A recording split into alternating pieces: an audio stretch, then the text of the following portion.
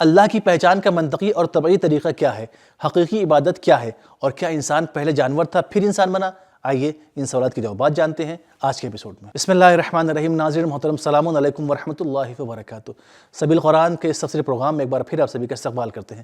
آج آپ کے سامنے سورہ غافر کی آیت نمبر 65، 66 اور 67 کی تفسیر لے کر حاضر ہوئے ہیں۔ آئیے اس سے پہلے آیت نمبر 65 کی تلاوت کو اس کے ترجمے کے ساتھ سن لیتے ہیں۔ كتاب أنزلناه إليك مبارك ليدبروا آياته وليتذكر أولو الألباب بسم الله الرحمن الرحيم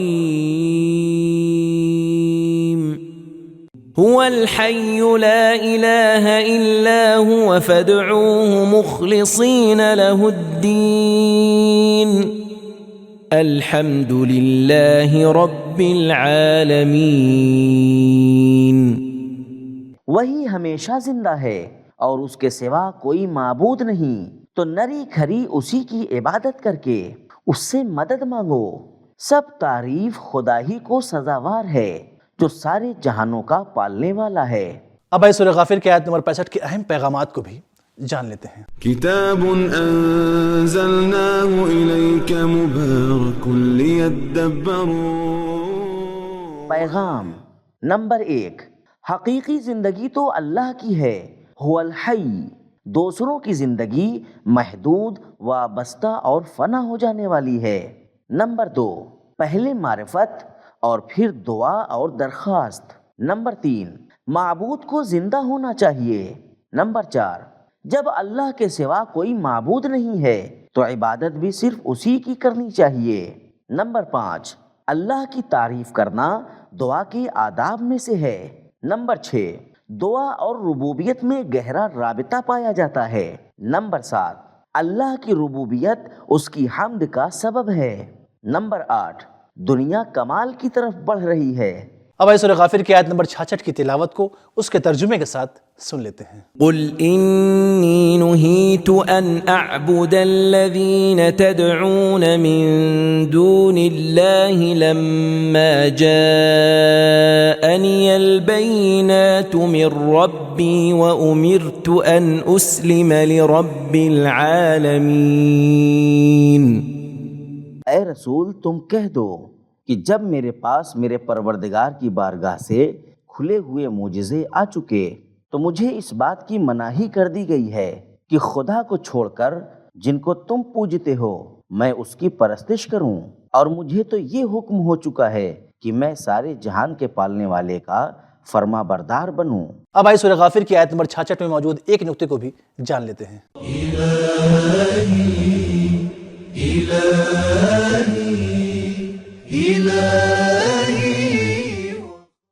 نقطہ، یہ آیت اور اس سے پہلے کی 2 آیتیں رب العالمین پر ختم ہوئی ہیں۔ آیت نمبر 64 میں اللہ کی ذات کو ثابت کرنے کے بعد فرمایا رب العالمین۔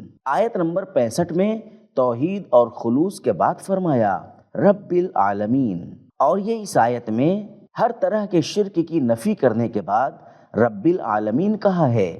جی ہاں، اللہ کی پہچان اور معرفت کا منطقی اور طبیعی طریقہ یہ ہے کہ پہلے اس کو پہچانیں، پھر اس کی یکتائی پر ایمان لائیں، اور اس کے بعد جو چیزیں توحید میں رکاوٹ بننے والی ہیں انہیں اپنے سے دور کریں۔ سورہ غافر کی آیت نمبر 66 کی تلاوت، ترجمہ اور اس کے ایک نقطے کو جان لینے کے بعد اب آئیے اس کے اہم پیغامات کو بھی جان لیتے ہیں۔ كتاب أنزلناه إليك مبارك ليدبروا۔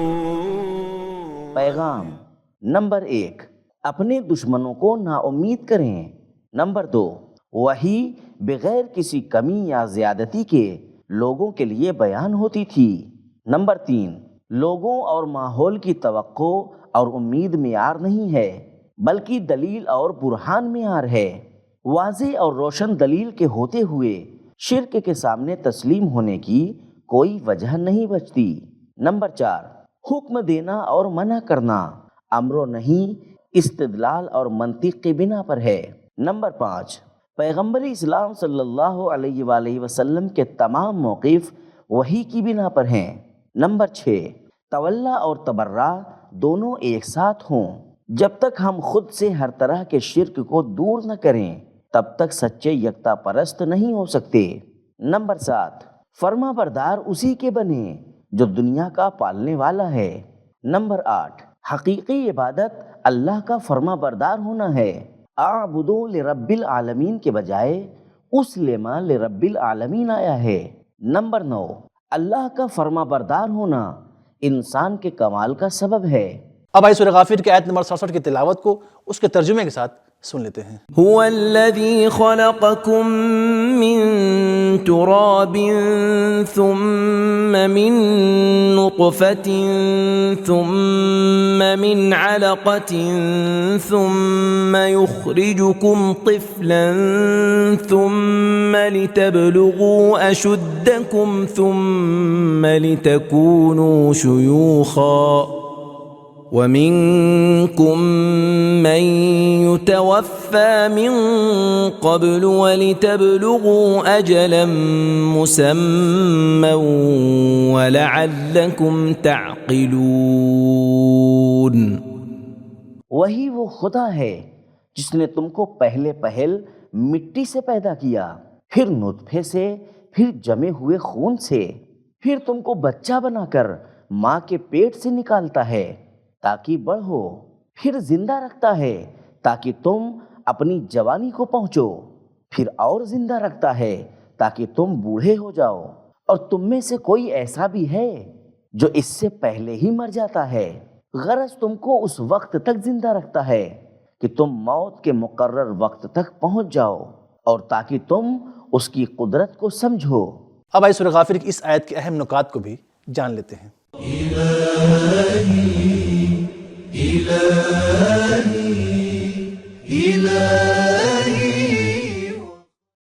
نکات: اللہ نے اس آیت میں انسان کی پیدائش اور اس کی زندگی اور موت کو 7 مرحلوں میں بیان کیا ہے۔ مٹی سے انسان کی پیدائش کا 2 معنی ہو سکتا ہے۔ الف، سب سے پہلے انسان کو مٹی سے بنایا گیا۔ ب، تمام انسان نطفے سے پیدا ہوئے ہیں۔ نطفہ غذا سے بنتا ہے اور غذا مٹی کے غذائی اجزاء سے بنتی ہے۔ پچھلی آیتوں میں دعا، معرفت، خلوص، شکر اور فرما برداری کو بیان کیا گیا، اور یہ آیت انہی مرحلوں تک پہنچنے کی راہ ہموار کرنے کے مقام پر ہے۔ اس ایپیسوڈ کی آخری آیت کے اہم نکات کو جان لینے کے بعد اب آئیے سورہ غافر کی اس آیت کے اہم پیغامات کو بھی جان لیتے ہیں۔ كتاب أنزلناه إليك مبارك ليدبروا۔ پیغام نمبر 1، انسان کی خلقت کا آغاز مٹی سے ہوا ہے، نہ کہ حیوان سے جو بعد میں انسان بن گئے۔ نمبر 2، اللہ اپنی قدرت کے ذریعے بے جان مٹی سے جاندار انسان بنا دیتا ہے۔ نمبر 3، اللہ اپنے قدرت کے ذریعے مٹی سے غور و فکر کرنے والا انسان بنا دیتا ہے۔ نمبر 4، انسان کی پیدائش کئی مرحلوں میں ہوتی ہے۔ نمبر 5، مٹی اور نطفے سے انسان کو پیدا کرنا تو اللہ کے ہاتھ میں ہے، لیکن ہماری ذمہ داری ہے کہ ہم کوشش کر کے اپنے آپ کو کسی مقام تک لے جائیں۔ نمبر 6، انسان کی زندگی کمال کے مرحلوں کو طے کرتی ہے۔ نمبر 7، جان نکالنا اللہ کے اختیار میں ہے۔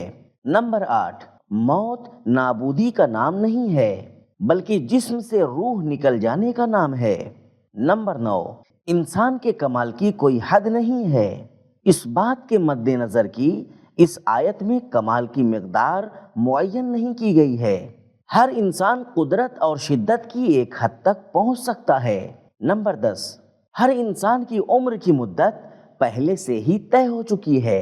نمبر 11، غور و فکر کرنے کے لیے سب سے بہترین چیز انسان کی اپنی خلقت اور پیدائش ہے، جس میں اسے غور و فکر کرنی چاہیے۔ تو ناظرین، ہم نے جانا کہ پہچان اور معرفت کا منطقی اور طبعی طریقہ یہ ہے کہ پہلے اللہ کو پہچانیں، پھر اس کی یکتائی پر ایمان لائیں، پھر توحید میں جو چیز رکاوٹ بن رہی ہے اس سے خود کو دور کریں۔ حقیقی عبادت اللہ کا فرمانبردار ہونا ہے، اور انسان کی خلقت کا آغاز مٹی سے ہوا ہے، نہ کہ حیوان سے۔ تو یہ تھا ہمارا آج کا ایپیسوڈ، ملتے ہیں اگلے ایپیسوڈ میں، تب تک کے لیے خدا حافظ۔ سبیل قرآن، قرآنی سماج کی پہچان۔